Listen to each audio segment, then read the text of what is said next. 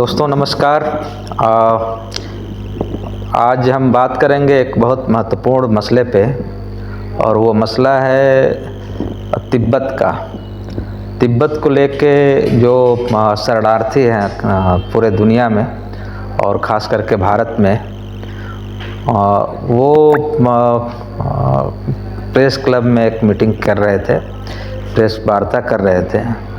उसमें ये 2-3 बहुत चौंकाने वाली खबर वहाँ के जो वार्ताकार थे वो लोग हमें सूचित किए।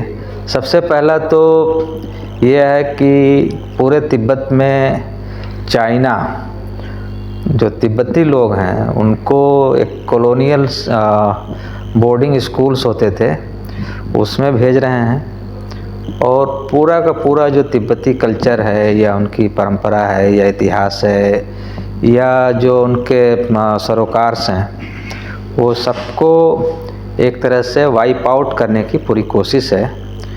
और इससे क्या होगा कि जो अपनी अस्मिता के लिए जो लोग लड़ाई लड़ रहे हैं, अब वो एक तरह से एक ऐसी पीढ़ी आ जाएगी जिनको इन तमाम अस्मिताओं से या तमाम राष्ट्रीयताओं से कोई मतलब नहीं रहेगा, और फिर तिब्बत को जो एक तरह से एक नासूर बना हुआ है चाइना के लिए भी, वो उसको जीतना और आसान हो जाएगा। एक तो ये सवाल है। दूसरे जो वहाँ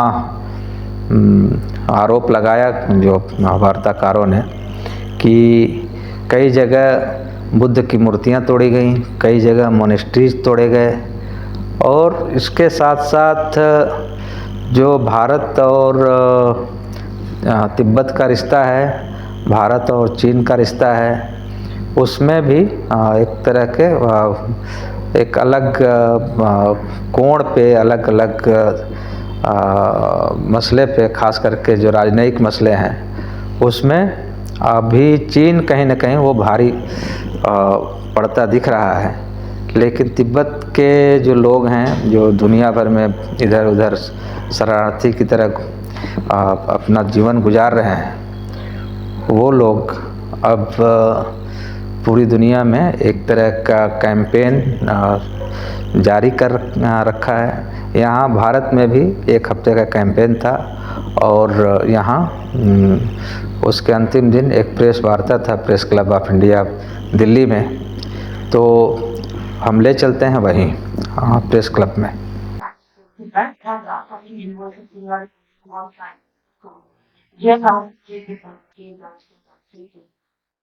There was a joint meeting between the European Union and the Chinese leaders.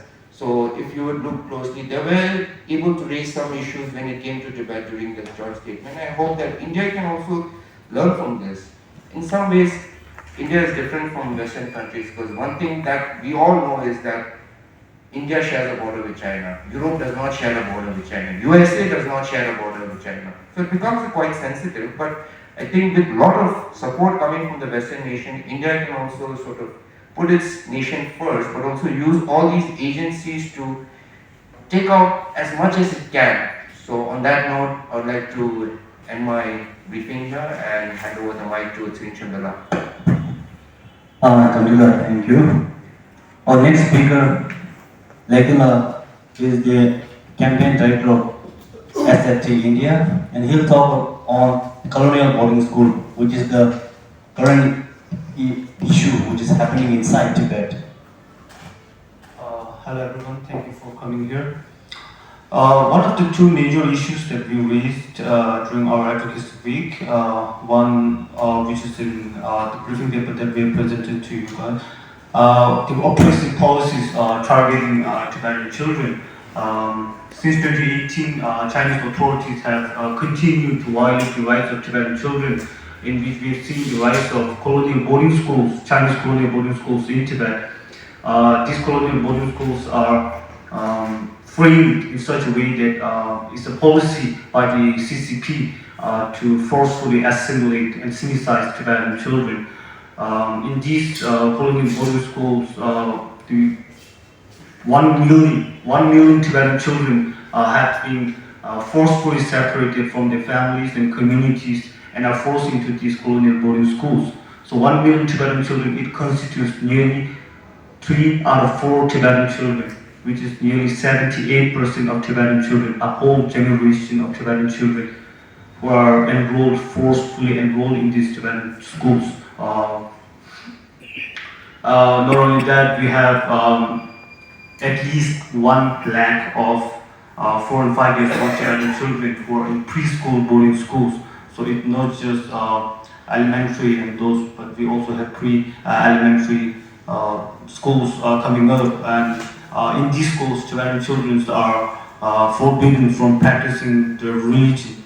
They are taught mainly in Chinese, Mandarin, and subjected to intense political indoctrination. The consequences of this, I hope you guys can feel it, but it's a whole generation of Tibetan children who will no longer associate themselves with the identity of being a Tibetan. They will no longer associate themselves with the Tibetan religion. They will no longer associate with Tibetan language, Tibetan culture, and in the end, it's threat. Tibetan identity is a threat.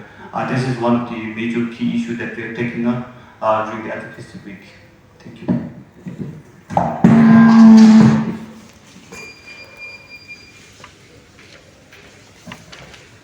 Thank you, Meghna. Our next speaker, Tashi Pindu, the President of National Democratic Party of Tibet, and will speak on freedom of religious. Thank you everyone for coming. I'm Tashi Pindu, the President of the National Democratic Party of Tibet, and I'll be speaking on the freedom of religion. So since Xi Jinping came to power, all the major religion, we can say all the religion and faith have witnessed an unprecedented interference from the Chinese government, and specifically with the Tibetan Buddhism. Under the leadership of Xi Jinping, we have witnessed some of the most gruesome events in the history of Tibet, like some of the biggest Buddhist settlements in Tibet, namely Harungar and Yachingar, were destroyed and diminished into half of its size. Thousands of students among those within those institutes were evicted. Monks and nuns were destroyed, and even there were cases of numbers of nuns committing suicide. And I would also like to bring your attention to what happened in Kamtrago, where the Chinese government have demolished a 99 feet Buddha statue, and more than 40 prayer views were destroyed, despite objection from the local people. And I would like to also bring your attention to the order number 5, which was passed by the Chinese government. This order number 5 and the other series of order number 17, 18, clearly shows China's direct systematic interference into the Tibetan Buddhism. The order number 5 clearly says that all the Lama and the Rinpoches in Tibetan Buddhism should be recognized through the Chinese government.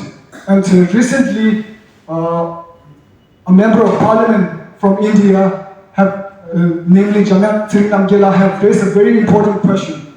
The 6th Dalai Lama was born in Tawang, Arunachal Pradesh. And if the next Dalai Lama can, it's highly likely that next Dalai Lama can be born anywhere. And if the next Dalai Lama is born in, suppose, Ladakh, will Indian government have to take permission from the Chinese government?